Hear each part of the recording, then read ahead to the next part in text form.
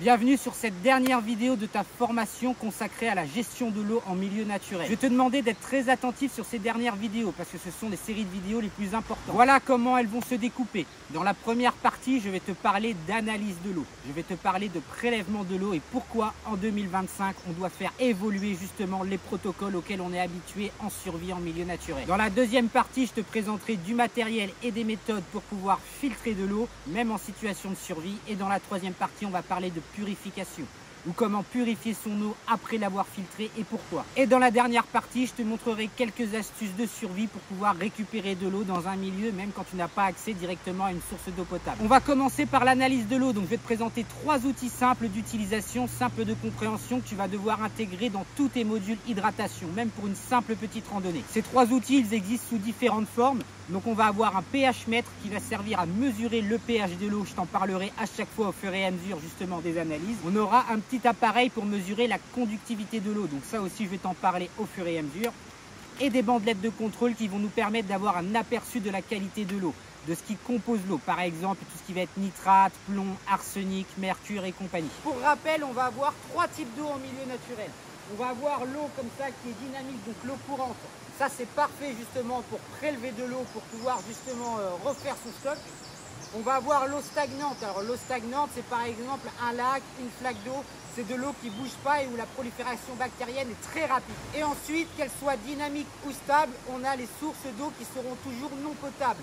Par exemple, les sources qui sont beaucoup trop acides ou les sources qui sont salées. Le premier test qu'on effectuera toujours, c'est un test d'observation. On va prendre un échantillon de l'eau et on va regarder ce qu'on appelle la turbidité. Est-ce qu'il y a beaucoup de trucs qui flottent à l'intérieur? Est-ce qu'elle a une couleur plutôt trouble ou une couleur plutôt claire? Alors contrairement aux apparences, c'est pas parce qu'une eau est claire comme ça, qu'elle est limpide, on dirait presque qu'elle sort du robinet qu'elle est potable. Et ça, c'est une erreur courante qui peut être fatale. À l'inverse, c'est pas parce qu'une eau est totalement trouble qu'on va pas pouvoir la traiter, qu'on va pas pouvoir justement la purifier. Donc toujours se méfier déjà de cette clarté. Ensuite, on va se méfier des couleurs et des odeurs. On va sentir l'eau.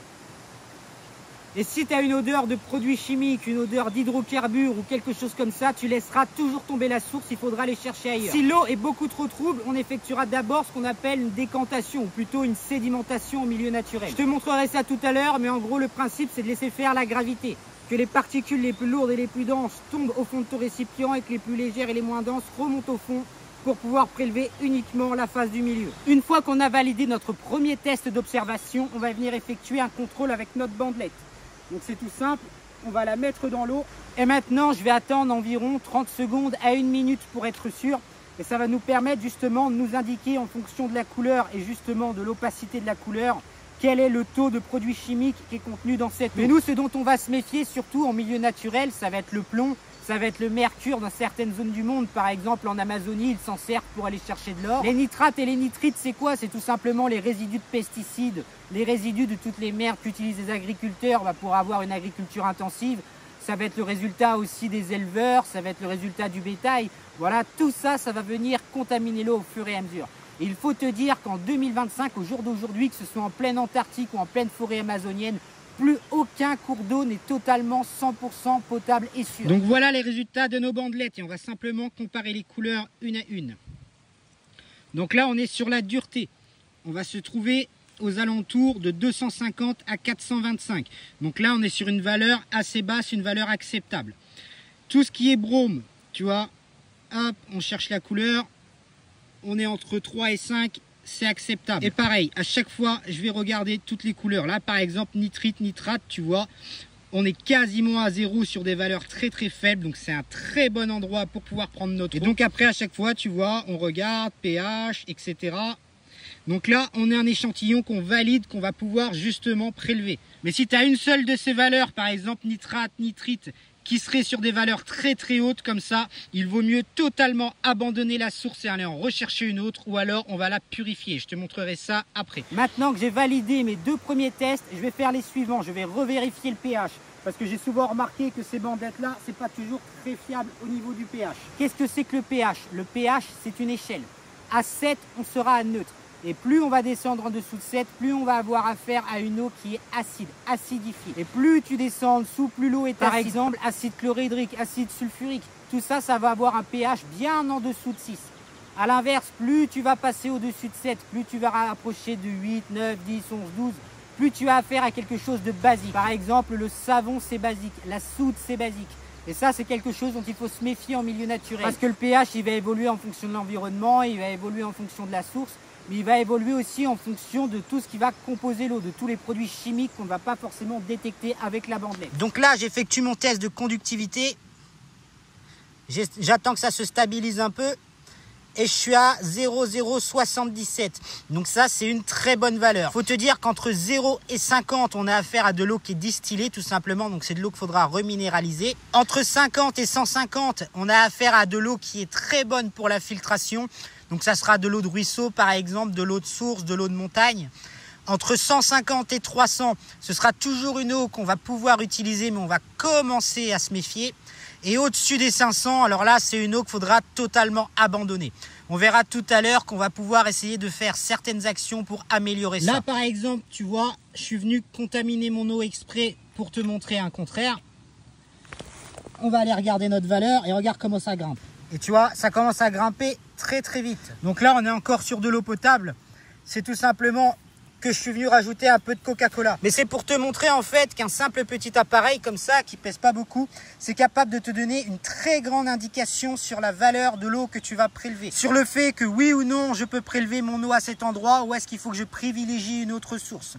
On verra tout à l'heure qu'on va pouvoir essayer d'aller travailler ça, mais qu'on va pas pouvoir faire des miracles. Le test de conductivité, il va nous servir à distinguer des éléments qui pourraient être présents dans l'eau, donc qui sont dissous dans l'eau, qui sont invisibles à l'œil nu, et qui ne sont pas forcément repérés par la bandelette de contrôle. Plus la conductivité sera élevée, forcément, plus il y a des trucs qui sont dissous dans la flotte, plus il y a de saloperies, plus ça peut être toxique.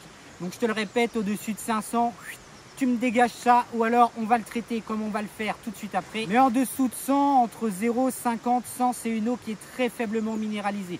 Il faut savoir que boire de l'eau déminéralisée ou qui contient très peu de minéraux, en fait c'est comme si tu ne consommais pas d'eau. Ça ne donne pas ce qu'il faut à ton organisme, ça peut même être très dangereux. Ça peut te provoquer des chocs. Maintenant, je vais te montrer le protocole pour pouvoir améliorer, pour pouvoir purifier chimiquement ton eau. Si jamais tu tombes sur une source qui est un peu suspecte, mais que tu n'as pas le choix, ou tout simplement que tu veux améliorer la qualité de l'eau que tu vas consommer. Le premier et le plus courant, c'est le charbon actif en bâtonnet. Donc ça, c'est pas le charbon que tu vas récupérer de ton feu, c'est un charbon qui a été activé chimiquement. C'est un charbon moderne. On est venu l'activer pour augmenter sa capacité de filtration, pour augmenter la capacité de ses pores à retenir justement toutes les saloperies chimiques.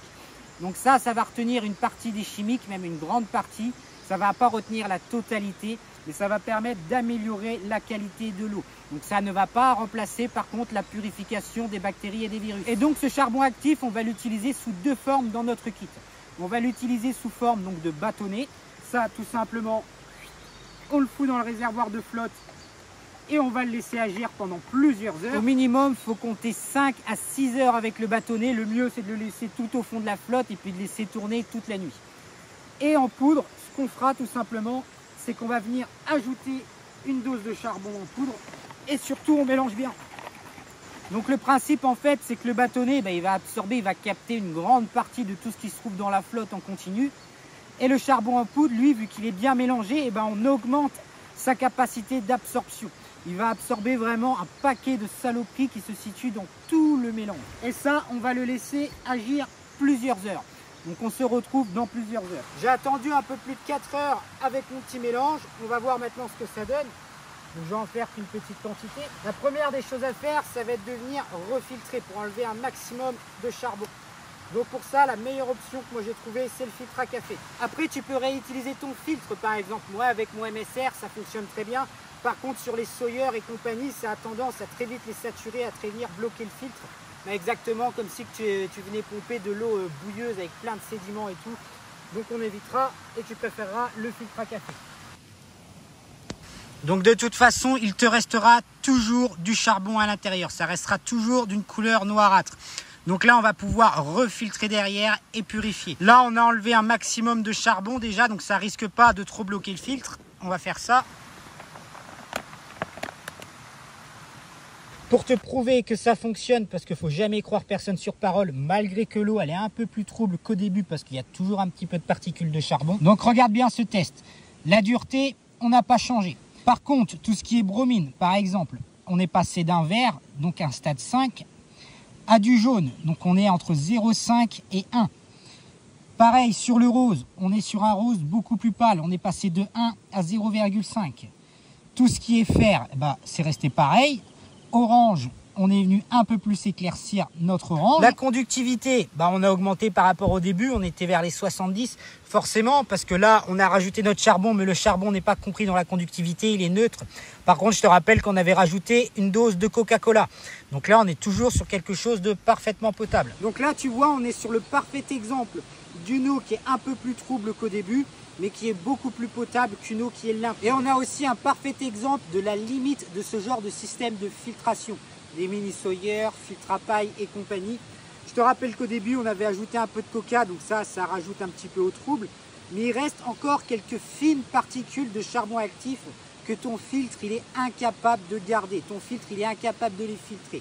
Donc c'est absolument pas dangereux pour la santé, c'est parfaitement potable, tu n'as aucun risque d'avaler ce mélange. Mais c'est pour te montrer que ce genre de filtre, eh ben, il y a des particules que tu ne vois pas à l'œil nu, il sera incapable de les garder, il sera incapable de les filtrer. C'est pour ça qu'on te dit bien 98,99% des trucs marketing dans ce genre-là. Et ça, à la place d'être du charbon actif, ça pourrait tout simplement être des molécules chimiques. C'est pour ça que l'analyse est très importante. Maintenant, avant de pouvoir consommer cette eau, il nous manque une étape fondamentale, la purification.